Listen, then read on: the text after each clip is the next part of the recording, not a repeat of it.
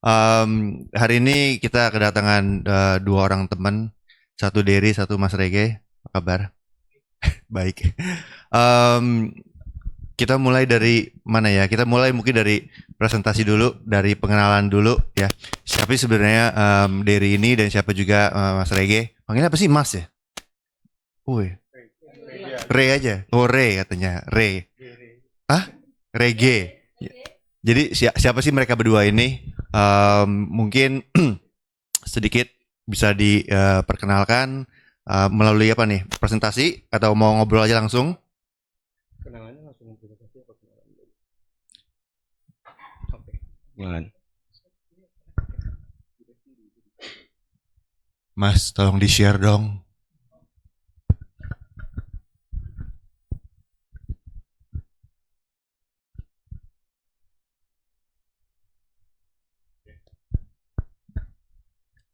Oke, halo. Thank you. Ini dulu kayak Lasal nggak sebagus ini Ted. lebih bagus sekarang lebih bagus. Jadi jangan kaget ya, mungkin pembicaraan kita mungkin agak sedikit casual hari ini ya. Rahasia juga nih sebenarnya, si Derry kemarin malam WA, kita kayak mesti zooman dulu deh, siapin ini itu deh. Gue bilang nggak usah lah, ngapain, gue bilang maksudnya supaya pembicaraan kita juga lebih lancar dan juga biar lu juga nggak prepare apa-apa, supaya nanti kalau gue tanya sesuatu lu jawab dengan dari hati gitu. Maksudnya ya sejujurnya aja jawabnya, maksudnya tanpa ada Kabur aja ya. bumbu-bumbu yang kayak dibikin bagus gitu pembicaraannya. Oke, jawabannya. Oke, thank you Ted. Perkenalkan, saya Derry Anthony Clipstra. Saya juga dulu di Lasal, kayaknya lulus di 2009 ya, kalau nggak salah gitu. Barengan juga sama beberapa teman kemarin, Jordan baru sharing juga di sini. Itu, dan sekarang saya terlibat di menjadi partner di Vicious Studio juga, dan bersama teman saya Mas Rege. Mungkin Mas Rege bisa cerita sedikit. Halo, selamat siang semuanya. Saya di sini sama Mas Derry. Saya Rege Indra Studianto. Saya founder dari Vicious, salah satu desain company di Jakarta. Berdiri sejak 2011. Mungkin hari ini pembahasannya sebenarnya ada dua hal ya. Karena saya dan Mas Derry juga selain di Vicious, tapi kita menjabat di asosiasi juga sekarang gitu. Jadi mungkin ada sedikit beberapa angle yang mungkin ada hubungannya juga tentang desainer ya pada umumnya pastinya gitu. Mungkin Mas Derry bisa cerita di awal dulu ya tentang sedikit Vicious dan juga tentang ADGI. Mungkin ini ada sedikit bayangan aja sih, yang singkat aja apa yang biasa kita kerjain gitu ya. Dan mungkin mulai dari tim kita di Vicious. Ada suara nggak sih? Nggak ada ya, oke. Suaranya dong bos, bisa nggak? Belum, yang ini nggak ada ternyata. Yang ini nggak ada. Oke, kurang lebih sih kita di Vicious ada kira-kira 20-an orang gitu ya. Ada macam-macam, ada art director, project manager, Mas Rege sendiri di sini sebagai creative director dan saya sebagai design director gitu. Kurang lebih sih biasanya kita kalau di Vicious juga semua kerjaan nggak ada yang dikerjain sendiri ya. Jadi setiap ada kerjaan masuk pasti kita selalu jadi kayak grup gitu sih, jadi nggak pernah ada individu ngerjain satu project sendiri gitu. Terus mungkin ini sekilas tentang highlight aja yang kita udah kerjain. Oke, kita lanjut aja. Sebenarnya di sini sih kita juga nunjukin kerjaan kita tuh beragam banget ya. Jadi ada yang beberapa yang serius, ada yang fun juga gitu. Jadi kita juga emang nyoba sengaja challenge kita tuh bisa ngembangin terus, jadi nggak fokus di satu jenis project aja gitu. Jadi ada F&B, ada corporate, sampai pemerintahan pun juga kita kerjain gitu. Dan ada beberapa kerjaan inisiatif juga sih, seperti ada daily report yang akan kita kerjain gitu.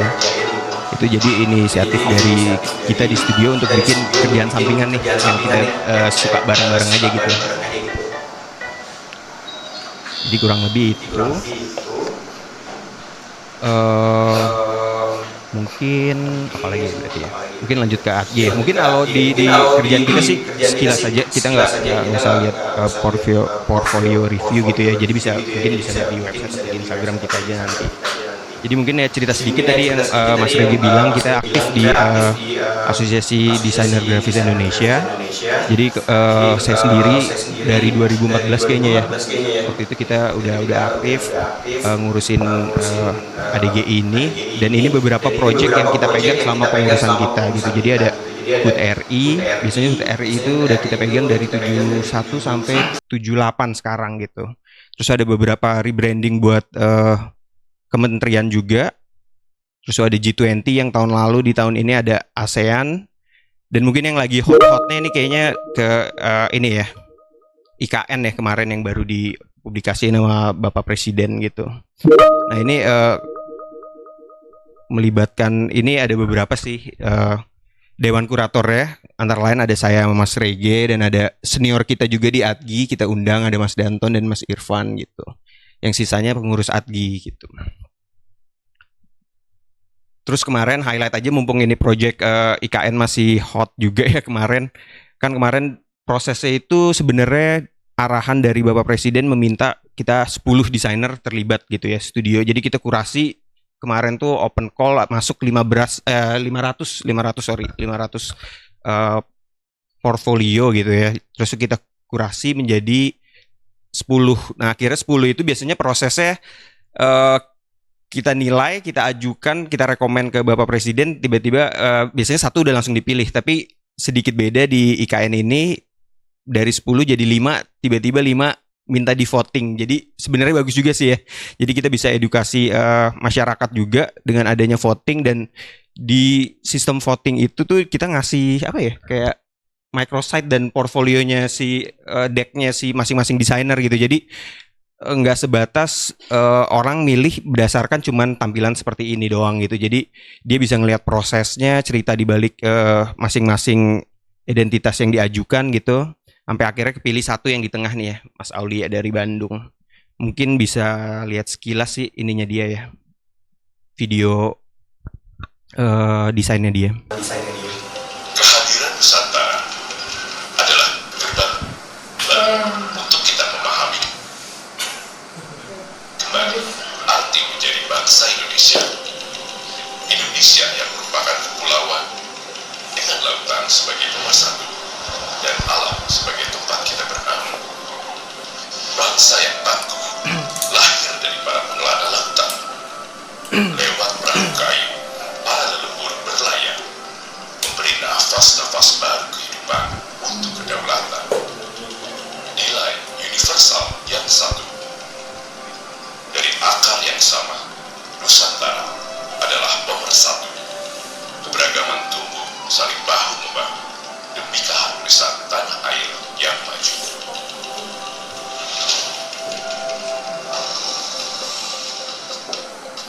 Setiap langkah kita menuju peradaban baru. Jadi kita masing-masing desainer ini juga kita brief sih apa yang perlu mereka siapin gitu ya. Jadi lumayan detail sih turunan yang perlu mereka siapin, sampai ada yang buat typography juga gitu, khusus custom type gitu. Sehingga perbedaan menjadi kekayaan terbaru kita. Keindahan alam Nusantara ini abadi, menjadi sumber inspirasi yang terus terjaga. Alur-alur sungai yang mengaliri kehidupan dengan kemungkinannya yang tanpa batas. Alur akar yang mendasari kesamaan nilai luhur. Jadi karena proses ini kita kasih ke publik juga ya, jadi publik lebih tahu sekarang proses desain seperti apa gitu. Jadi mungkin yang tadinya kurang paham jadi lebih menghargai desain juga gitu. Dan selain itu mungkin bisa jadi benchmark juga nih buat kita, either yang fresh graduate atau yang masih student. Jadi sekarang proses presentasi desain grafis itu udah benchmarknya kira-kira seperti ini misalkan gitu. Jadi apa yang perlu di achieve, kadang-kadang ada combine video, ada motion juga langsung di deck presentasinya gitu. Ya. Oke, lanjut sedikit. Mungkin bagian ini ya, hari ini kan kita juga bakal, kalau kita bahas tuh adanya AI atau platform yang baru-baru hal nongol gitu ya, itu gimana sih does anyone really can be a designer gitu. Jadi mungkin itu akan kita bahas ntar casual aja, kita bisa ngobrol tanya jawab, tapi menurut kita apa ntar bisa dijelasin, mungkin dibantu sama Mas Rege juga. Thank you. Thank you Mas Dery. Kalau lihat tadi Nusantara, teman-teman pada vote nggak kira-kira kemarin? Vote? Nggak? Kenapa? Belum sempat. Ya, 500.000 voters loh. Ya, oke, nggak apa-apa. Nih, mungkin kita bahas sesuai ini ya, sesuai tema hari ini tentang semua orang bisa jadi desainer atau enggak dan gimana posisi AI di tengah-tengah kita gitu ya. Kalau ditanya bisa nggak sih semua orang jadi desainer, kemungkinannya bisa gitu. Aku nanya juga sebenarnya kayak AI, bisa nggak sih beneran? Anyone can become. Aku nanya ke ChatGPT, dia bilang to become designer.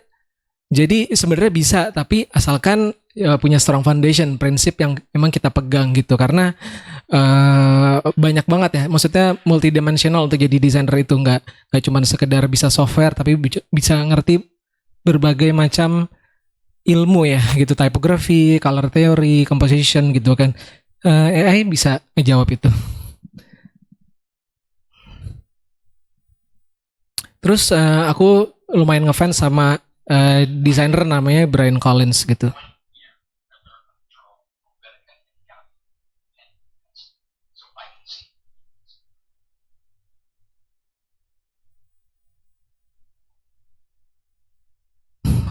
Ngerti nggak maksudnya tadi? Bahwa waktu dia ngembangin studio, dia berusaha keras untuk bisa mengasah skill tipografinya dengan selama setahun straight gitu ya. Tiap hari dia bikin mempelajari anatomi Helvetica, bikin satu-satu dengan pensil supaya dia ngerti gitu anatomi huruf itu kayak gimana. Jadi dia bahkan bisa ngelihat dari jarak 25 meter kalau fontnya salah kerningnya gitu. Bayang nggak salah kerning, ada yang paham nggak teman-teman? Salah kerning nggak nih ngomong? Jarak huruf gitu ya, leading, jarak baris itu. Jadi jadi itu sangat ternyata penting buat ilmu desain gitu. Nah terus pertanyaan kedua kan, whole design process can be replaced a simple prompt to machine learning model like ChatGPT. Jadi aku nanya lagi ke ChatGPT.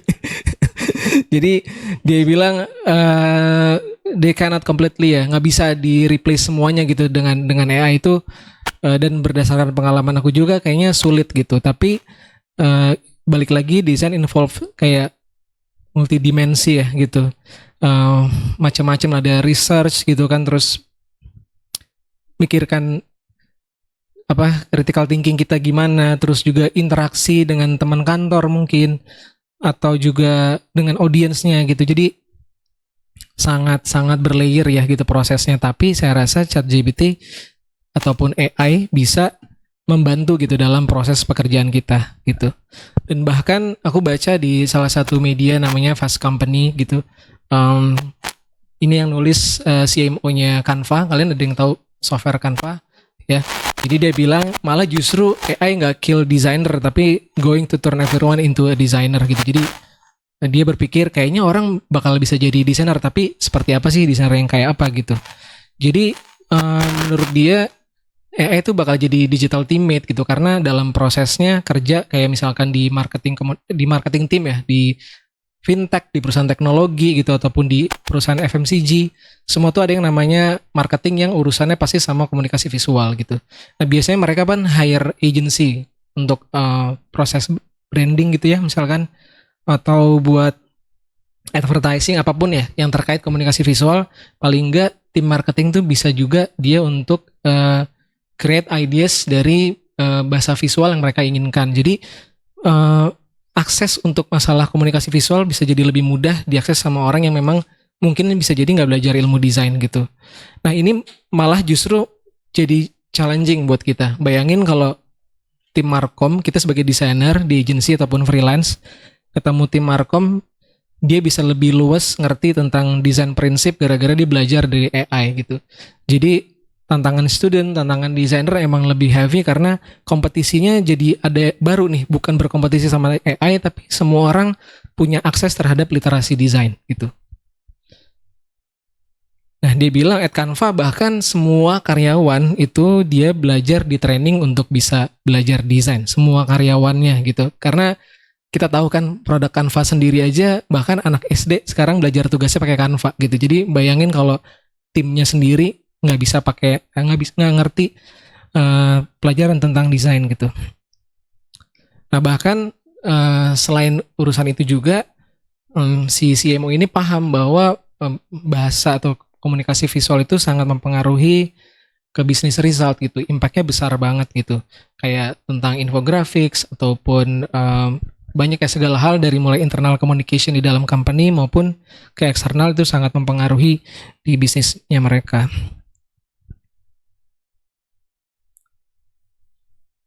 Nah, apa sih teknologi yang emang udah ngebantu kita gitu? Selain Canva, kita tahu sendiri Adobe itu udah mengembangkan Adobe Firely dan juga ini belum lama ya, mereka bisa bikin generative fill tuh kayak Serem ya.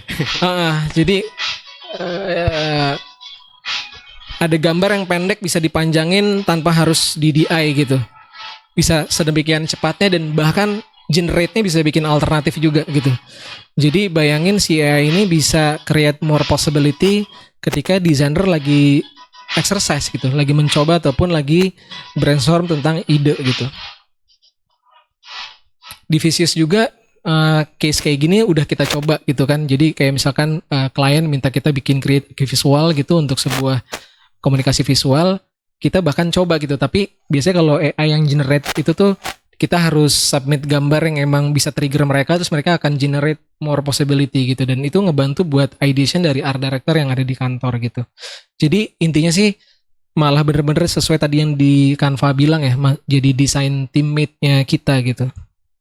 Nah ini contohnya gitu, ini pakai apa ya, aku lupa deh namanya, playground.ai, ada yang tahu nggak?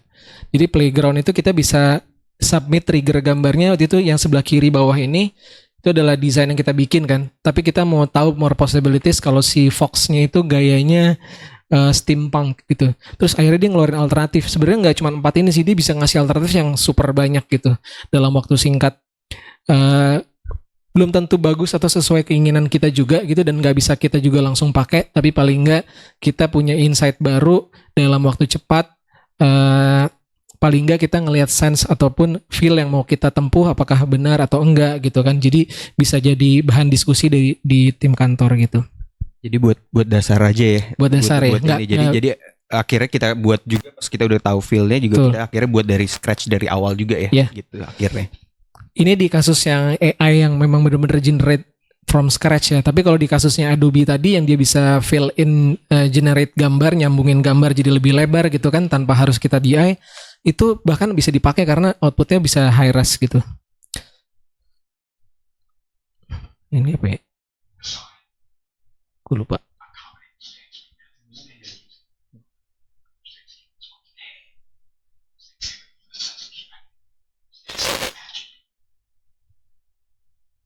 Nah, tapi selain ya, pembicaraan tentang ini sebenarnya adalah tentang selain soal software, selain tentang AI itu ada yang namanya kerja dalam tim gitu. Jadi nggak melulu semuanya itu dari sebuah tools gitu ya. Kita bisa ngerti Adobe software gitu ya, tapi interaksi dengan tim gitu kan, tentang diskusi yang spontan, interupsi dari atasan gitu, ataupun kolaborasi dengan vendor, dengan third party gitu di dalam kantor, itu mempengaruhi keseluruhan output kita yang akan kita kerjakan.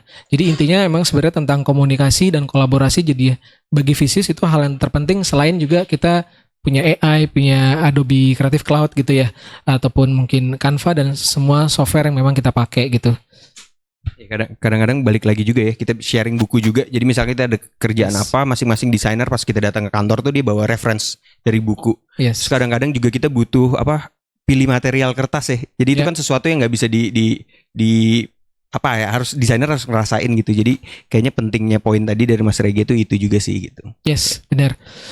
Bahkan sebuah agensi paling mungkin paling terkenal ya, Pentagram yang desain Mastercard, Citibank. Kalian ada yang tahu Paul Lasher nggak? Ya, dia yang desain banyak DC ini, DC Comics gitu kan. Ataupun banyak ya brand yang dibikin sama dia. Kalau Collins tadi yang pakai topi, bapak-bapak tua itu yang ngomong soal font tadi, dia yang desain terakhir agensinya Spotify. Spotify yang brand terakhir itu yang redesign dan rebranding adalah dia. Nah, Paul Lasher sendiri melakukan hal yang sama di filmnya Abstract di Netflix. Ada yang udah pernah nonton belum? Abstract, tentang desain. Banyak deh, ini tentang arsitek, tentang graphic design. Kalau belum nonton deh, seru banget. Harus nonton di Netflix gitu teman-teman. Nah, jadi dia cerita apa yang dia lakukan dan mirip ternyata apa yang kita lakuin juga. Maksudnya keliling dengan tim, diskusi, interupsi, kasih masukan, ngasih referensi buku yang kayak Mas Diri tadi bilang gitu. Prosesnya, jadi bayangin nggak mungkin satu single prompt itu bisa solusiin sebuah desain gitu. Itu adalah hanya salah satu tools, device yang bisa mungkin dipakai dalam proses ini gitu. Tapi selebihnya adalah kolaborasi dan komunikasi. Nah itu kita terapin di tim kita, kolaborasi dan komunikasi antar tim. Bahkan hampir semua pekerjaan mungkin nggak ada yang sendiri nih Mas Diri ya. Kita selalu ada project. Bahkan Mas Diri juga pengalaman nih ya. Mas Diri kalau kerja dari dulu di The Cliff gitu ya, Diri. Benar-benar. Jadi nggak pernah sendiri gitu. Banyak kolaborasi juga ya. Jadi kadang-kadang bahkan kita kolaborasi antar studio juga pernah gitu. Jadi ada beberapa project yang skalanya juga emang berat. Dari Vicious kita kerjasama mungkin ada Thinking Room atau studio lain gitu. Jadi bahkan kayak tadi Mas Regi bilang, secara internal kan ya, secara tim individu bisa kerjasama gitu. Apalagi skala gede pun malah bisa cross sampai studionya yang kerjasama gitu. Jadi emang dibutuhkan banget sih proses-proses seperti itu gitu. Ya, betul. Gitu. Ya kurang lebih ya ini yang gitu yang terjadi di kantor gitu ya. Selain kerja di desktop gitu kan, tapi ya teman-teman juga mungkin sketching gitu ataupun brainstorming, cari ide gitu bareng-bareng sebelum semuanya mulai di itu. Atau kadang-kadang tim kita juga ikutan workshop di tempat lain gitu kan. Jadi banyak banget sih bahkan visit studio ke kantor lain untuk belajar juga dengan kantor lain kalau proses kerja tuh mereka gimana gitu. Ini mampir ke studio 347 gitu, kita pengen tahu kalau studio yang fokusnya memang di produk itu seperti apa gitu. Jadi banyak belajar tentang production juga. Di kantor juga kita koleksiin tuh material-material print atau magazine atau apapun yang terkait desain, itu bisa jadi bahan material ataupun referensi secara grafis ya gimana gitu. Atau bahkan kita punya ini nih color chart gitu kan, kayaknya kalau di AI agak susah gitu kan kita, tapi kalau karena kebutuhan Pantone tuh pasti untuk kebutuhan print kita butuh yang namanya contoh kertas, Pantone color gitu. Mas ya. Nah, mungkin karena juga sekarang ngobrolnya sama teman-teman gitu ya, jadi sedikit proses sebelum ke Vicious itu, sebelum ketemu Mas Diri juga aku dulu kuliah di IKJ. Jadi aku mau bilang bahwa kayaknya environment di kampus tuh memang sangat mempengaruhi karir ke depan gitu. Jadi mungkin selain kita mikirin kayak AI sebagai teknologi, tools yang kita pakai gitu, environment di lingkungan kampus sama dosen sama teman-teman sekitar gitu, ternyata itu sangat mempengaruhi gitu. Dulu kayak aku di zaman di kampus itu nggak pernah ada belum ada ya, maksudnya sosial media gitu. Tahun 2000-an awal itu kayaknya baru mau Friendster, tapi belum segila sekarang gitu. Jadi belajarnya karena kebetulan lingkungan seni rupa ya, belajarnya sama teman-teman kriya keramik gitu, atau ke teman-teman musik karena banyak acara-acara musik gitu. Karena ada fakultas musik juga, fakultas film ataupun teater gitu. Jadi manfaatin lingkungan yang memang bisa kita manfaatin gitu. Karena itu akhirnya mempengaruhi, kayak misalkan main ke studio lukis, akhirnya aku jadi belajar lukis gitu. Ataupun kita ketemu dosen yang wawasannya emang beda gitu, punya kelebihan di fotografi, kita bisa belajar sama mereka. Tukeran magazine gitu ataupun tukeran referensi gitu, mungkin sama teman-teman kayak sekarang nih, itu yang paling jarang dilakuin desainer ya Mas Diri. Padahal tukeran referensi itu jadi penting. Kayak misalkan sesimpel kalau zaman sekarang, dulu mungkin kayak gini, dulu aku baca majalah IDN, aku minjem majalah Reagan sama teman karena majalahnya mahal ya dulu gitu, atau main ke rumah teman ngeliat-liat bukunya dia. Kalau sekarang tuh bisa semua dari digital juga ya semua. Iya, aksesnya sekarang juga lebih ini gampang. IDN search-nya di Pinterest juga ada paling gitu kan. Kalau sekarang mungkin bisa share pin Pinterest gitu misalkan, invite terus cari referensi bareng gitu kan, bisa kayak gitu. Banyak ya Arena ataupun banyak sih tools platform yang bisa kita ini ya. Betul. Tapi nyambung dikit tadi ini kampus ya tadi. Dulu zaman gue di Lasal sih juga kayak tadi juga baru ngobrol sama Teddy juga. Itu dulu eranya lumayan kompetitif banget anak-anaknya ya Teteh. Itu dan sekarang mungkin ya kemarin yang sharing ada Jordan, ada Aldo, ada banyak deh. Pokoknya pada ada kegiatan lah. Ada yang larinya bikin produk, akhirnya Aldo dia bikin live di handbars atau apa, dan dia jualannya juga sampai keluar negeri banyakkan keluar negeri dibanding di Indonesia sendiri gitu. Jadi Lunik, bener, Kendra, Artnex juga itu jadi setiap kalau kita lagi pameran dulu, tapi kompetitifnya sehat banget sih ya Teteh. Saling support juga sih. Sebenarnya itu kan yang seharusnya terjadi di semua bidang ya. Nggak cuma di desain aja, tapi di semua aspek of industri ya. Misalkan kita berkompetisi atau nggak usah kayak gitu deh. Kita temenan aja deh. Gue liat lu sukses. Sebenarnya kan gue nggak boleh ngiri ya. Bener. Seharusnya kan kayak wah ntar pulang gue begal nih. Itu kan sebenarnya kan tapi orang Indonesia jadinya gitu kan. Banyak kan dia bawa mobil baru misalnya, bawa motor baru. Wah gila. Gue ngiri, ntar pulang gue begal gitu. Tapi seharusnya kan gue juga harus bisa lebih bagus dari lo nih gitu. Bener. Lu naik 150, besok gue harus naik 250 misalnya. Jadi kan seolah-olah seharusnya gue punya jiwa yang lebih positif untuk berkompetisi secara sehat gitu loh.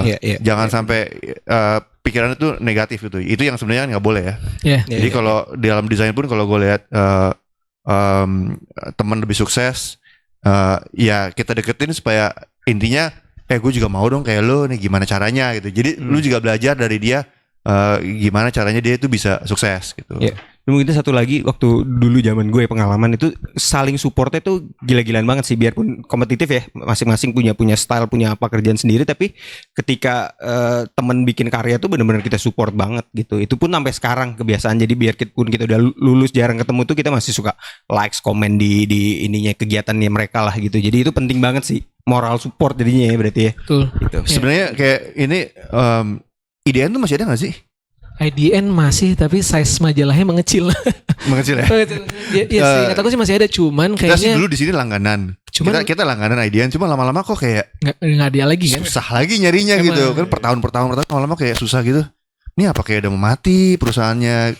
Kan dulu ada Designis Kinky juga udah kayak nggak jelas gitu. IDN dulu ada dia punya event-event itu.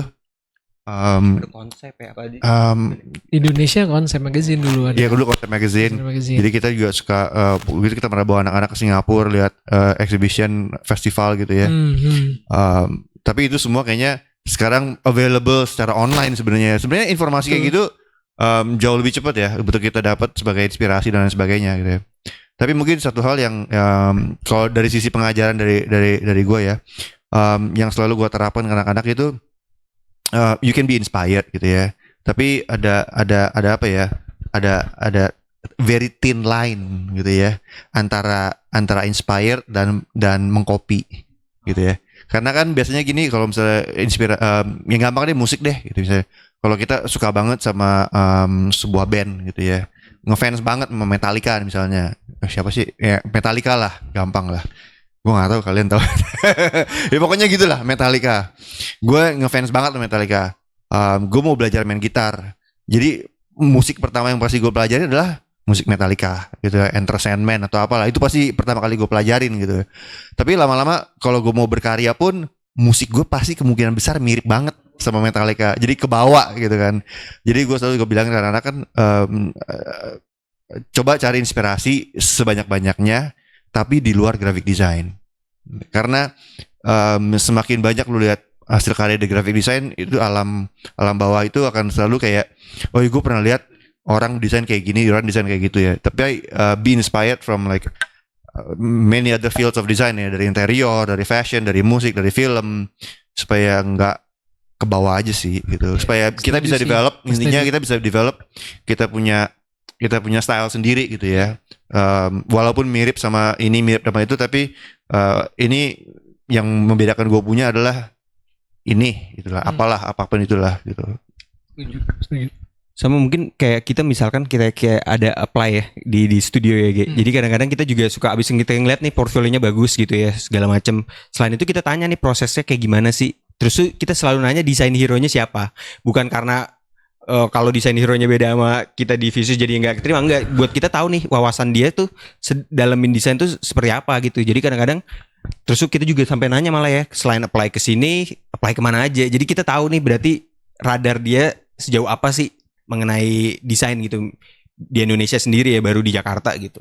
Jadi mungkin hal-hal seperti itu tuh penting juga sih buat desainer terus explore juga sih gitu.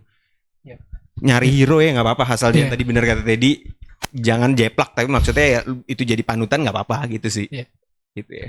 Setuju sih. Emang kasus juga jiplak juga jadi banyak ya Steady ya sekarang ya. Karena Mungkin- ada kalau kasus jiplak itu bahkan sampai pernah kena ke sharing aja gitu ya. Beberapa murid juga udah tahu ceritanya. Sharing aja dan ini nyata banget gitu ya. Dengan cepatnya sosial media dan lain sebagainya, itu hal terkecil misalnya kayak kita download font dari Dafont gitu ya. Iya. Ya Lisensinya. lisensinya itu kita benar-benar harus baca gitu ya. Ini lisensinya gimana gitu. Saya ada alumni udah kerja di perusahaan orang gitu dan sebagainya. Dia bikin desain, dia download dari Dafont, ya kan? Mungkin ketangkep, ketahuan sama siapa dan lain sebagainya. Dituntut bos 50 juta. Iya betul. Student. Itu ya. Dan sayangnya dan desainer fontnya itu orang Jogja. Dia sampai bilang, mohon maaf Pak, coba kalau Anda bayar dari awal itu hanya 200.000 gitu. Tapi sekarang sudah ke publik, ya saya harus menuntut Anda gitu sebesar waktu itu 50 jutaan kalau nggak salah. Bener banget, tapi mungkin ini lanjutin tadi mungkin kita bahas ya buat ngasih informasi ke Iya. mereka ya, Ge. Jadi Penting. emang bener banget yang tadi lo bilang lagi banyak banget dan malah jadi kesannya jadi kayak trap juga, jadi kesannya ya, maksudnya kita nggak tahu sih bener atau enggak, tapi kadang-kadang kan si Dafont itu emang buat kita naruh karya sebenarnya. Di Dafontnya sendiri ya kelihatannya free, tapi sebenarnya pas kita visit orang yang naruh mungkin di situ ada tuh perlu lisensi apa buat komersil atau enggak, ada biayanya gitu. Jadi itu kadang-kadang suka ada jebakan dan benar kata tadi juga kadang-kadang harganya jadi digetok.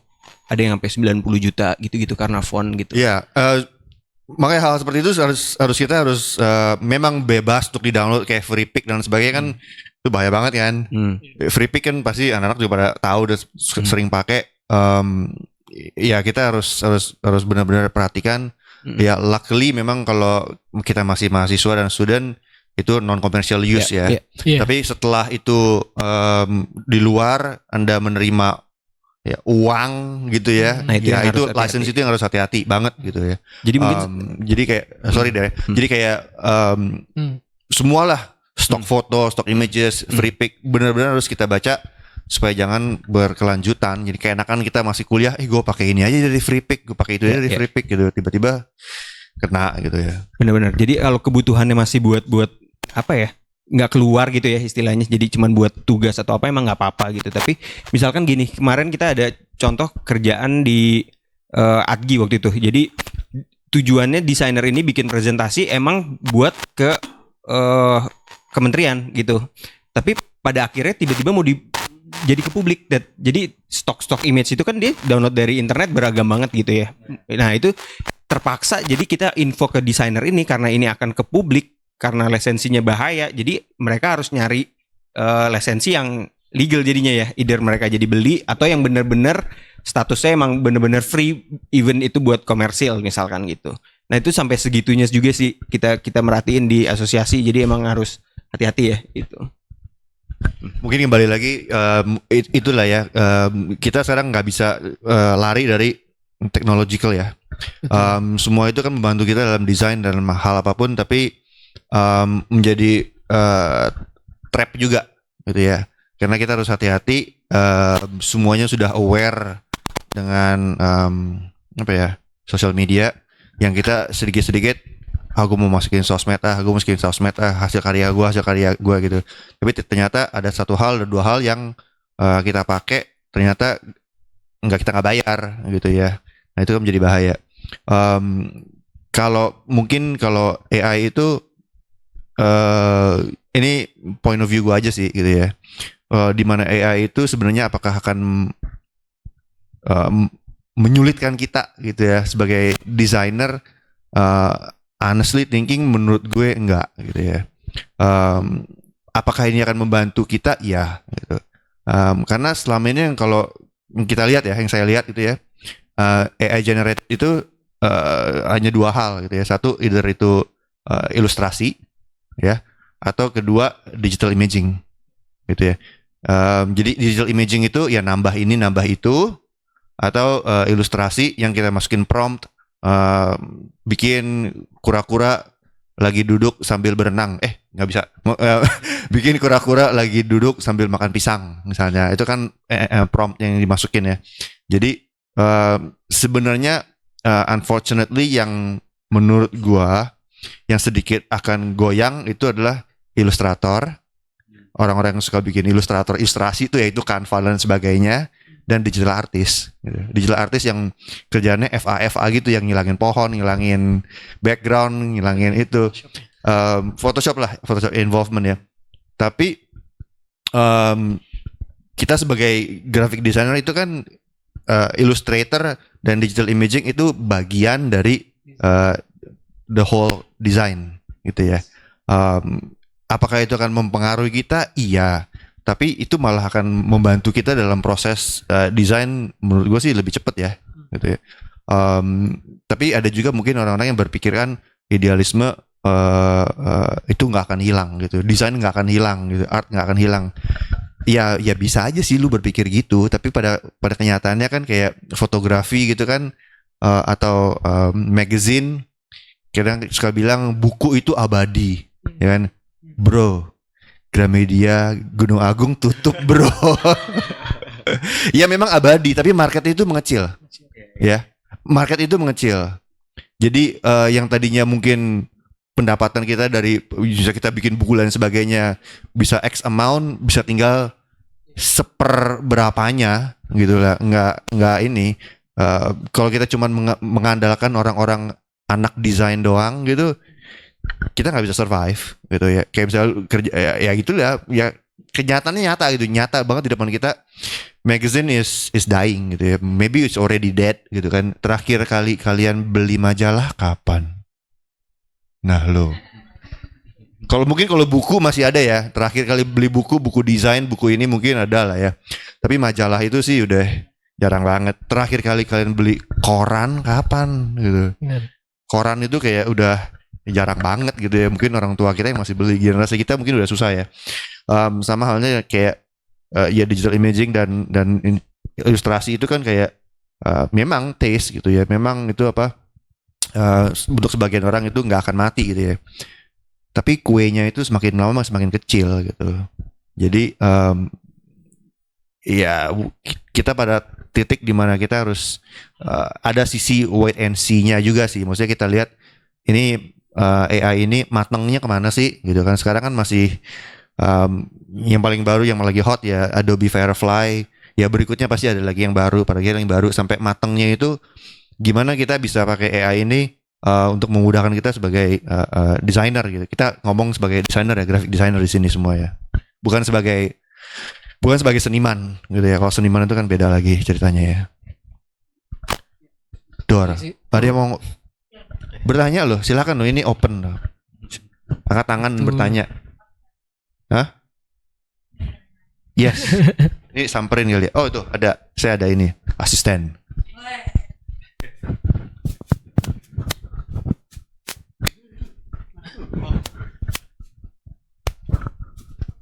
Halo Kak, siang. Nama aku Ardra. Saat ini aku adalah full time graphic designer. Dan seperti yang kita lihat tadi kan, everyone can be a graphic designer kan. Dan aku punya plan untuk mengerucutkan skill desain aku. Dan aku sangat minat di bidang brand design. Gimana caranya aku bisa build portfolio yang kuat di brand design. Dan gimana caranya aku bisa stand out gitu as a brand designer gitu. Dan selain itu kan aku juga suka fotografi. Gimana caranya aku bisa menggabungkan skill graphic designing dan fotografi supaya bisa jadi brand designer yang punya nilai stand out yang lebih gitu. Itu aja sih. Thank you. Oke. Ini siapa yang jawab nih? Bebas. Dari Mas. Ya. Ya, lumayan ini ya, pertanyaannya susah juga nih. Soalnya ini ingin menjadi desainer yang mengerucut ya, lebih solid, lebih kuat gitu ya. Karena tadi banyak desainer grafis ya, kompetitifnya semakin tinggi. Tapi tadi dari yang aku jelasin barusan sama Mas Diri juga sebenarnya selama perjalanan karir di Visis itu juga belajar untuk akhirnya awalnya gitu ya, bahkan pengen punya warna sendiri gitu. Apa sih kekuatan kita gitu kan. Dulu kayak tadi aku kasih lihat suka banget komik, suka banget majalah-majalah yang banyak grafisnya gitu.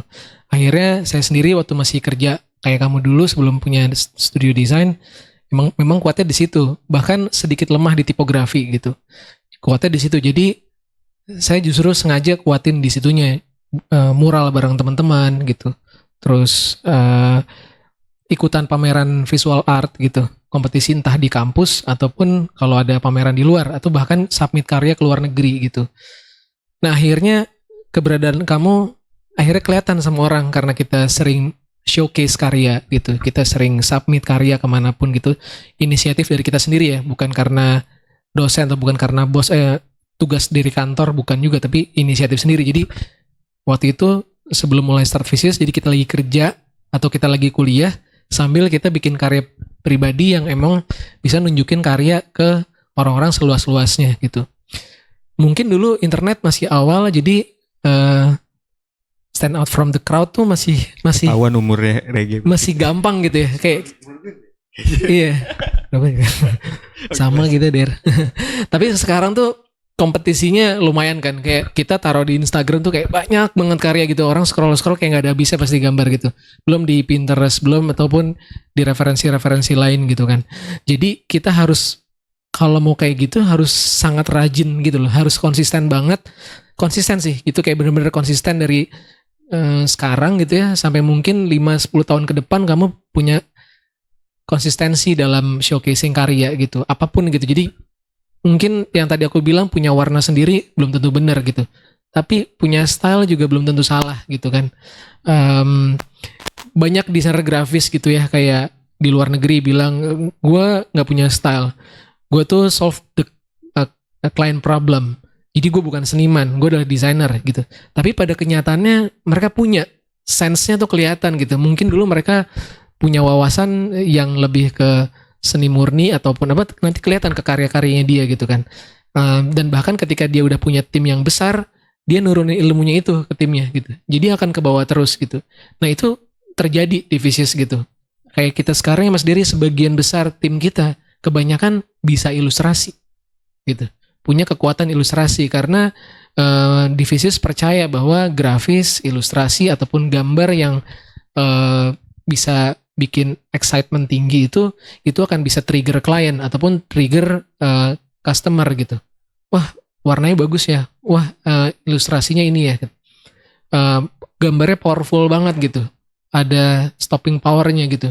Nah, itu akhirnya craftsmanship kita ada di situ. Nah, itu yang kita tanam di kantor sehingga itu jadi pembeda mungkin gitu kan.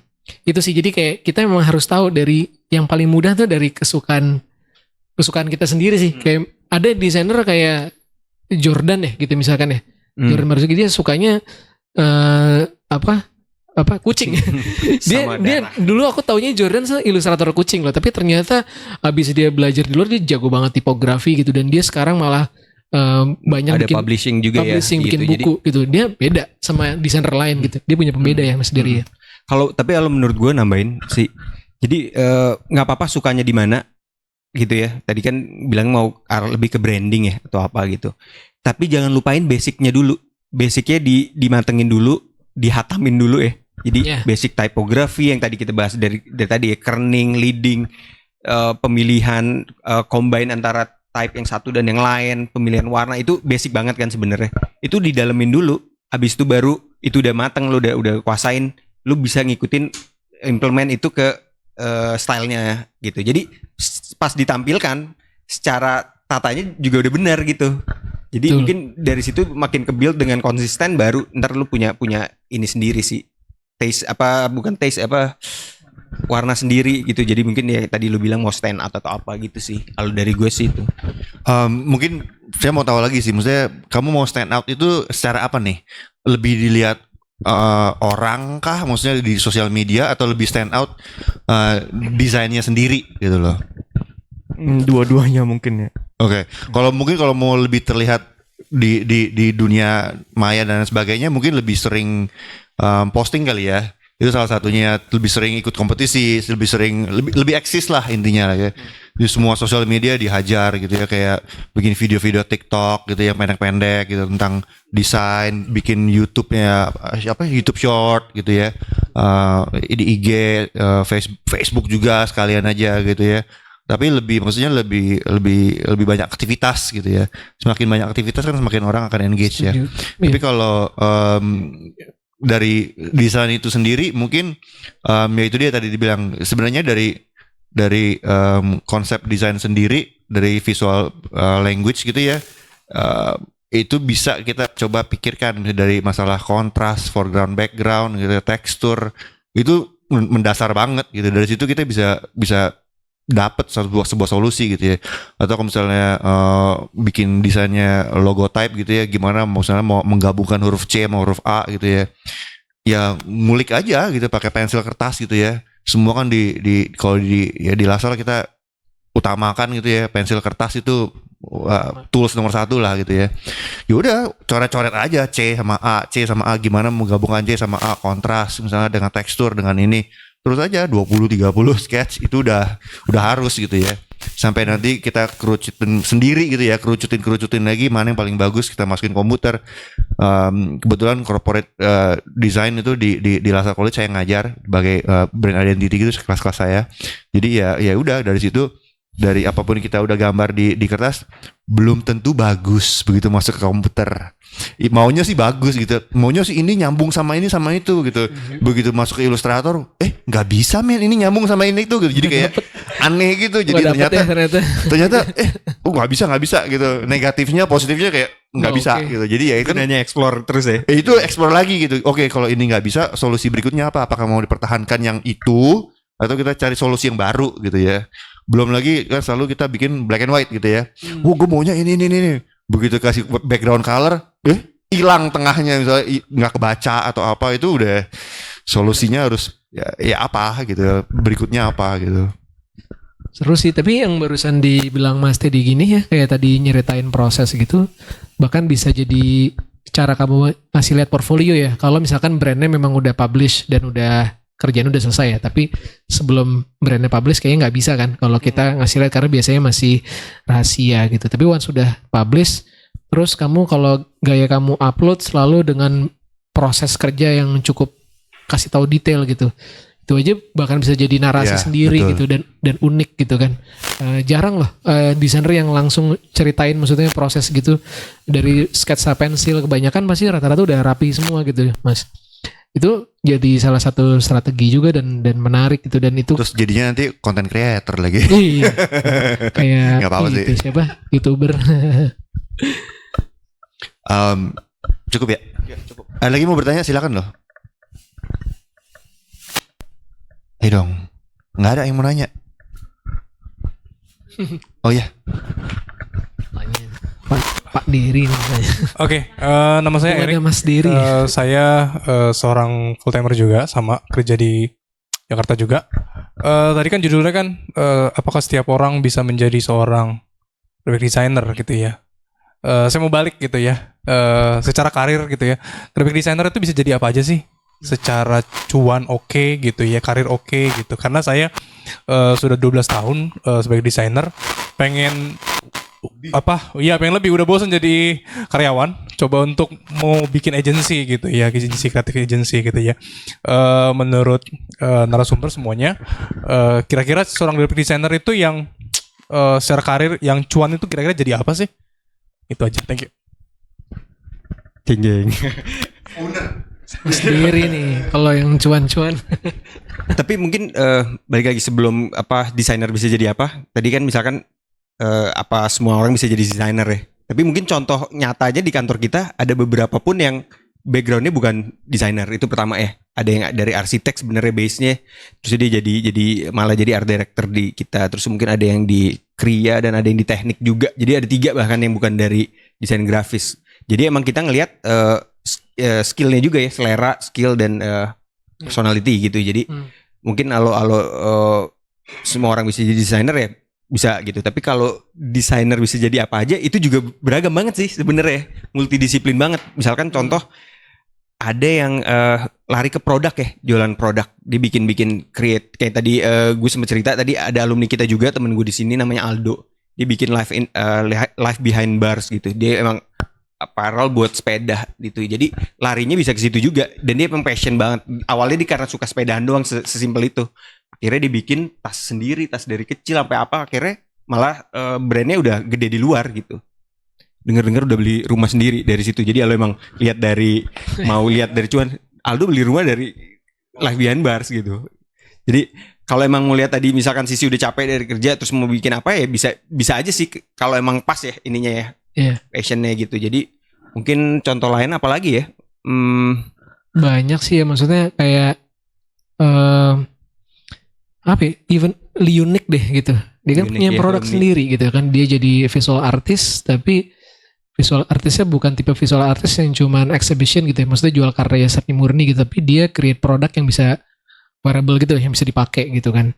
Macam-macam juga gitu. Itu jadi gaya baru desainer juga, dan Liunik kan kayak desainer tapi slash seniman juga gitu. Jadi beda lah cara angle-nya dia gitu. Macam-macam sih. Adin juga fokusnya kayak kita di Visis ya, fokusnya memang desain studio. Walaupun kita mirip mencoba kayak Liunik juga nih, kita bikin produk gitu kan, kita bikin buku, Buat kita seru-seruan bikin ya. seru-seruan, kita bikin merchandise gitu ya dari buku yang kita bikin gitu, dari buku simple cerita-cerita desain tapi kita tarik jadi t-shirt, jadi apa, ternyata bikin kayak gini ngasilin duit juga gitu, kita bisa pameran di Singapura, di luar negeri gitu, dan beberapa negara lain.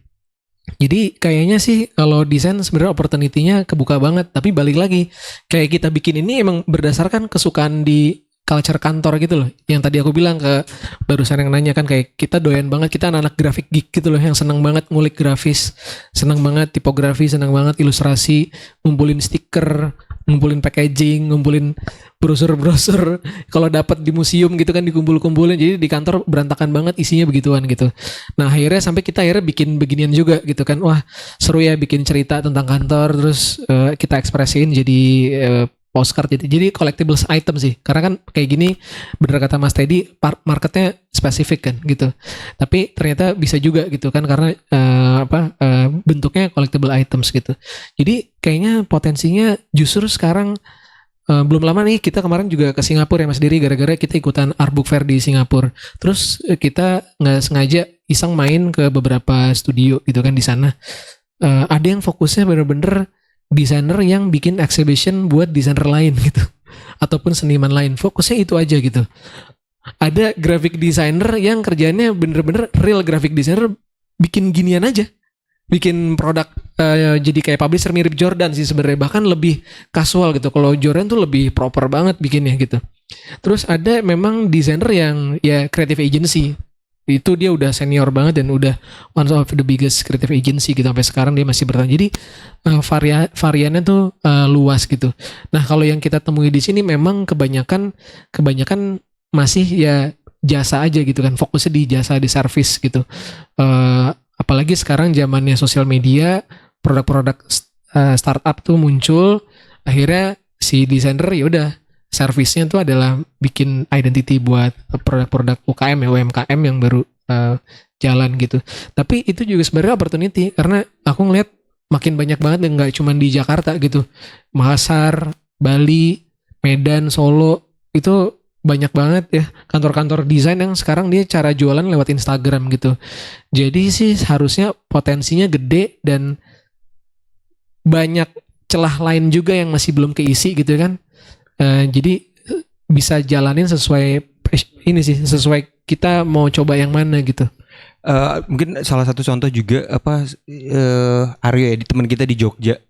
Di awalnya jualan online, aset vektor gitu ya, mungkin kayak di platform apa, tapi akhirnya dia bener-bener bikin itu jadi gede banget dan Iya. dia klien dari luar itu banyak banget gitu, dan itu ibaratnya dia tidur kan orang bisa download deh. Nah itu satu hal lagi itu yang bisa Iya. dilakukan gitu. Itu Jadi anak-anak- kalau emang Iya. iya kan, Anak-anak di luar Malang, Jakarta, di Jogja banyak yang melakukan itu tuh, banyak banget gitu. karena dia nggak kayak di Jakarta. Kita beruntung di Jakarta bisa ketemu akses head office-nya brand apa gitu. Bahkan ada Google, wah ada macam-macam ya, Facebook kantor di sini ada gitu.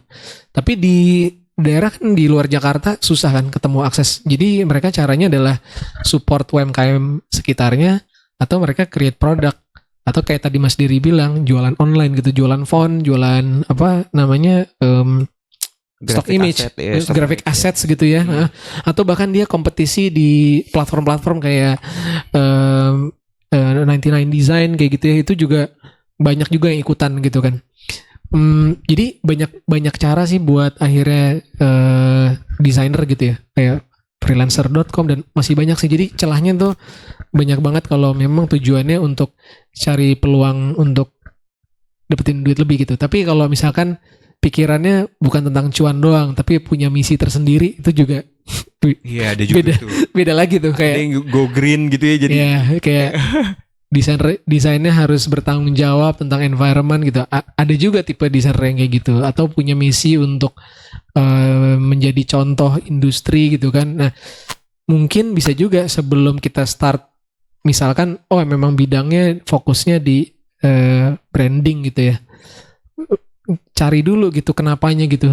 Kamu di situ, kenapa sih gue mau masuk ke peluang yang ini udah banyak nih di mungkin Jakarta ribuan kali studio mungkin ya. coba dulu sih paling ininya. Coba dulu. So, Mungkin kalau dari saya, siapa namanya tadi, sorry, Erik punya hobi gak? Ada hobi gak? Oh, gambar vektor dijual-jual gitu. Di luar desain ada nggak? Baca buku. Oke. Kadang-kadang kan nih, kalau saya dari bapak-bapak ini semua, saya sangat membedakan yang namanya kerja dengan hobi gitu ya. Jadi di atas jam 5 itu tolong jangan ngomong grafik dan desain sama saya. Jam 5 kan kita. Belum. Karena enggak, ini kebiasaan aja. Maksudnya selama mengajar, saya udah 17 tahun di sini ngajar, lama-lama enek banget gitu ngomongin desain dan seni dan lain-lain, enek banget gitu. Dan apalagi bukannya saya sombong, maaf kalau saya diundang ke galeri biasanya saya nggak datang karena saya nggak mau lihat kerjaan lagi di luar jam 5. Tapi gini, maksudnya gini loh ya, kalau punya sebuah passion ya di luar desain, di luar graphic design, di luar seni lah pokoknya, itu kita, buat saya itu kayak ada sedikit istirahatnya gitu ya. Tadi baru pagi saya ngomongin sama student gitu, kalau misalnya kerjanya graphic designer gitu ya, tapi hobinya menggambar, itu kayaknya sama aja deh gitu, kayak, atau hobinya melukis gitu, ya sama aja dong hobi sama kerjaan gitu. Kalau bisa mungkin hobinya apa, kayak berenang gitu, kayak yang lebih, jadi otak kita dikasih istirahat gitu ya, dari mikirin warna, mikirin type, mikirin komposisi dan Setuju. layout dan sebagainya gitu ya. Tapi dari saya dan teman-teman saya semua gitu ya, ada seseorang yang kita paling iriin gitu ya. Saya ada teman namanya Jason Gunawan, mungkin ada yang pernah dengar Jason Gunawan. Dia itu salah satu founder dari Potato Head. Dia berdua sama Akili lagi. Dia sama siapa tuh lagi? Ya gitulah. Jason Gunawan itu lulusannya graphic design. Dia berawal dari cerita aja ya. Dia cerita awalnya dia itu masuk di Lowy SCBD. Tapi dia suka, saya nanya sama dia, lu kenapa ini banget sih, kayak apa, keren banget tempat lu gitu ya. Dia bilang sebenarnya desain itu ini benar banget ya. Graphic design itu adalah it's a life skill gitu ya. Apapun yang lu pelajarin dari graphic design itu bisa lu terapkan dalam hidup gitu ya. Jadi maksudnya mulai dari konsep dari warna dan sebagainya. Lu mau pakai baju apapun, lu bisa mikir gitu, oh baju gua hari ini sama ini colornya matching nih gitu. Enak dilihatnya nih, karena itu kan semua color teori dan sebagainya gitu ya. Tapi menurut dia itu, apapun yang lu jalanin dalam hidup, apapun bisnis apapun yang lu jalanin, kalau lu tambah desain di situ gitu ya, itu akan pasti menjual gitu ya. Jadi Lowe itu kalau diperhatikan, Lowe itu based on Lowe the inventor of Coca-Cola gitu. Jadi ada subliminal message di situ, kalau ke Lowe itu banyak Coca-Cola gitu. Jadi di sininya ada botol Coca-Cola dan sebagainya gitu. Dan juga hal kedua yang dia bilang sama saya itu, ada yang pernah ke Potato Head, dulu masih ada restorannya, dulu ada di PP dan sebagainya. Udah pernah pergi mungkin Potato Head, makanannya nggak enak banget kan? Karena yang dia jual bukan makanan, yang dia jual adalah brandingnya, yang dia jual adalah environment, yang dia jual adalah Potato Head-nya gitu. Ada yang pernah nginep di Potato Head Bali? Pengen, tapi kan kayaknya keren banget gitu kan, Potato Head apa village, kampung apa sih namanya, dia bilang desa Potato Head gitu. Tapi maksudnya adalah apapun yang dia pegang, apapun yang dia sentuh, itu everything is design. Jadi maksudnya dia itu adalah apapun yang lu desain gitu ya, kasarnya gitu ya, orang bisa kita bohongin gitu loh. Sering banget gitu ya. Mungkin sekarang makin tua makin pintar. Tapi waktu kita masih muda sering banget kita beli barang bagus gitu ya, tapi ternyata barangnya jelek. Gitu kan. Kita sering banget makan di restoran, kelihatannya keren, tapi makanannya nggak enak gitu. Karena apa yang kita beli itu dan kita lihat itu adalah nggak sepadan dengan barang itu sendiri. Bukannya berarti ngajarin semua orang harus ngebohong, enggak gitu. Tapi if you have a good product and you design it well, it's gonna sell really really well gitu. Tapi if you have a product yang oke aja, but if you design it really well, it will sell gitu loh. Intinya itu aja sih. Jadi apapun yang kita punya gitu ya, kita hobi atau passion, kalau kita tambahin desain di situ, itu pasti jalan gitu loh. Kayak Aldo hobi power banget gitu. Suka naik sepeda, tapi semuanya itu dia pertimbangkan, ditambah dengan ya Aldo juga oke desainnya gitu. Jadi bisa banget dijual gitu. Ya semuanya lah kayak 347 semua itu kan berawal dari graphic design, dari jual kaos-kaos segala macam, itu desain banget. Walaupun sekarang gue nggak ngerti uncle itu apaan sih dia. ONKL udah kemana-mana juga, udah bikin klaster, bikin rumah sekarang. Iya, cuma gue nggak ngerti desain dia sekarang, makanya makin aneh itu yang kayak cincin gitu. Gue lihat ini apaan sih?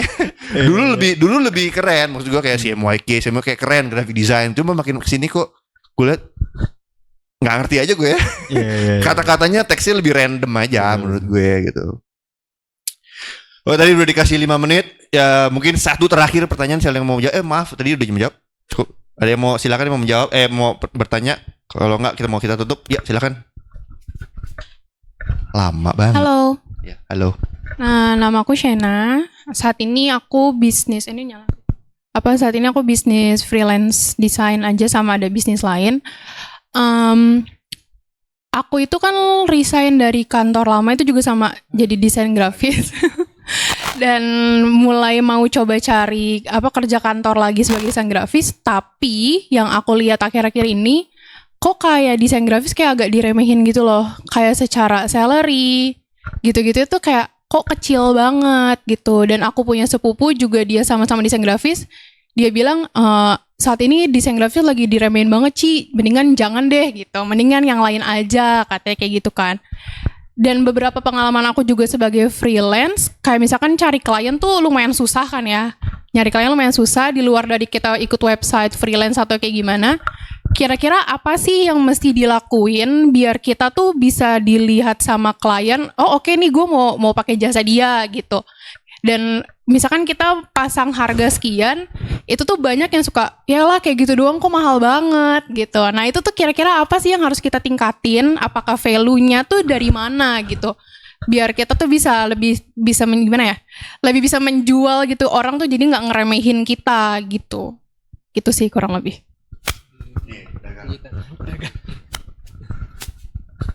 Desain gak dihargain ya. Bener sih, itu sih dari dulu. Terutama di Indonesia gitu ya. Tapi kadang kalau kita ketemu orang yang pas, klien yang pas, ada orang yang appreciate banget desain, dia tahu nih prosesnya kayak gimana gitu, dan dia bisa menghargai gitu ya. Tapi kebanyakan emang enggak sih gitu. Jadi emang beratnya sih di situ. Tapi kayaknya kalau dari pengalaman gue nyoba terus sih. Gue dari dulu gue dari freelance juga. Dari awal tuh dari lulus sekolah tuh udah coba-coba mulai dari yang teman deket dulu gitu. Jadi ada teman butuh apa, dari keluarga bikin apa, jadi sekalian belajar dari situ sih. Gue awalnya dari situ, tapi akhirnya dari mulut ke mulut. Jadinya akhirnya gue nyoba ke coba approach yang benar-benar kantor, yang real project gitu. Sampai akhirnya ntar nyambung nih kalau udah belajar dari situ, bikin perusahaan, bikin PT gitu kan, biar bisa masuk ke tender istilahnya, pitching gitu. Jadi soalnya semua kan udah mandatory kalau di corporate harus pitching gitu. Jadi mungkin itu bekal yang pertama bikin perusahaan gitu. Nggak harus company gede, asal ada legalitasnya aja. Asal ada legalitasnya gitu. Terus tadi pertanyaannya apa ya? Sorry. Gimana biar lebih dihargain ya? Biar harganya naik. Harga jual. Itu susah banget sih pertanyaannya. Mungkin kalau dari gue sih gimana menjual, harga jualnya bisa naik gitu ya. Sebenarnya sebagian dari cara kita menjual itu kan mengedukasi. Misalnya dari klien itu, gila harga lu mahal banget, tapi harga gue mahal karena ini nih. Kamu harus bisa menjelaskan ke mereka apa yang mereka dapatkan gitu, dan kenapa mereka harus milih lu gitu. Dibandingin dengan desainer lain yang lebih murah gitu ya. Tapi kalau lu dari gue nih, gue kasih lu ini dan desain proses gue tuh seperti ini gitu. Ya kita mesti jadi penjual gitu. Kita mesti bisa jual diri kita gitu kan. Intinya kan kalau kita di Lasal selalu saya bilang kita harus bisa mereka semua harus bisa menjawab kenapa mereka bikin ini, kenapa mereka bikin itu gitu ya. Semua harus ada alasannya. Jadi nggak bisa karena gue suka, karena ini, karena itu, nggak bisa. Jadi mereka harus bisa membela dan defense mereka punya kerjaan gitu. Kenapa mereka lakukan ini? Ya itu kan jadi suatu nilai plus kenapa dia mesti milih gue gitu sebagai desainer gitu. Karena nilai jual gue adalah ini apa gitu, serah gitu. Dan karena gue kerjanya cepet, misalnya gue kerjanya ini ya. Jadi share prosesnya juga ya. Jadi sebelum nyampe ke desain apa aja sih yang dibutuhin nih gitu. Gue butuh research nih buat 2 minggu, misalkan gue harus ada site visit, ngelihat ada foto, ada apa. Jadi mungkin itu bisa dimasukin sih jadi proses. Jadi pas dia lihat ini sebelum nyampe yang si klien mau, ini loh proses yang kita lewatin segini banyak gitu. Jadi itu salah satu yang poin penting banget sih, bener kata Teddy sih gitu. Gitu gue serobot, kalau gue seminggu gitu. Tapi 2 minggu, gue seminggu. Proses gue seminggu aja cukup kok. Iya, itu maksudnya nyeritain proses benar sih. Salah satu juga jadi bahwa kamu bukan operator tukang bikin logo doang gitu, misalkan. Tapi kamu adalah konsultan brand mereka gitu. Kamu sama dia adalah partners. Dia nganggap kamu partners, bukan tukang bikin desain gitu. Itu beda gitu. Itu aja udah harus kamu kasih tahu sejak awal gitu. Cara kamu presentasiin portfolio. Nah itu yang kedua. Yang pertama portfolio dulu malah sebelumnya. Jadi kamu showcasing yang kayak tadi Mas tanya itu kan. Showcasing di portfolio konsisten mungkin. Yang kedua tadi kata Mas Teddy prosesnya gitu kan. Positioning kita partners kamu gitu. Yang ketiga pembuktian gitu. Buktiin bahwa yang kamu kasih consult ke dia itu adalah benar. Nah itu tantangan desainer grafis gitu. Kalau gue ngedesain brand lo jadi stand out from the crowd nggak? Jadi laku nggak? Itu kan tantangan kan, yang jarang banget desainer bisa pastiin di depan gitu. Tapi bilang aja lo partner gue gitu. Gue bantu lo sampai brand lo maju gitu. Divisi selalu coba itu dan nggak mudah ya Mas Dery, selalu sulit dan banyak kendala, tapi kita coba terus ke arah situ karena kita pengen posisinya sebagai brand konsultan kalau kita mau dihargai lebih baik lagi, karena kita pernah ada di fase kita jadi grafik butik gitu, bukan jadi brand konsultan, bukan partner sebuah brand. Yang ada jadinya adalah yaudah bikin brosur aja deh, kalender deh, lo nggak pitching kalender gitu, lo nggak dihargain sebagai desainer grafis gitu. Padahal kita maksudnya pengen bantu brand lo nih brand kayaknya lagi nggak oke ya, kok di jalan nggak pernah kelihatan gitu kan, kalah sama brand lain gitu. Kita aware sama kondisi brand klien kita. Itu lumayan penting sih ada kita positioning di situ. Terus juga dengan tadi yang pertama soal portfolio, kalau misalkan kamu bisa bangun portfolio sebaik mungkin dan sekonsisten mungkin, lama-lama kamu nggak butuh tuh nyari-nyari klien supaya kamu dapat bayaran tinggi, tapi kliennya datang langsung ke kamu. Percaya deh, karena itu divisis yang kita alamin, ya Mas Dery ya. Kliennya kontak kita via Google search, bahkan via Instagram gitu. Hampir seumur hidup Visis nggak pernah kita jualan Google Ads atau Instagram Ads gitu ya. Untuk jualan kita adalah jasa branding, sama sekali nggak pernah ya. Mungkin kita coba kali di Kompas besok. Besok kita coba. Tapi kita Udah gak laku. Udah gak ada. iya, mungkin tuh ide yang bagus maksudnya. Tapi sekarang banyak kalau diperhatiin studio desain coba di Instagram Ads gitu. Kenapa gitu kan? Mungkin itu juga cara yang baru, bagus bisa dilakuin. Tapi sekarang pasarnya banyak banget. Kamu harus punya positioning sendiri gitu di situ. Kamu servisnya apa yang membedakan dari semua studio yang ada di ranah digital gitu misalkan. Dan fokus kamu juga kemana itu juga penting juga. Jadi banyak sih hal yang belum tentu kamu bilang, wah aku fokusnya mau tentang branding untuk produk UMKM. Tapi seiringnya waktu bisa jadi ada another client masuk ke kamu gitu. Terus apakah kamu tolak? Mungkin juga enggak kan gitu. Nah itu by proses gitu semuanya gitu. Tapi portfolio sama posisiin kamu itu adalah partners sebuah brand itu penting supaya lebih dihargai. Itu sih ya sendiri steady. Yap, thank you.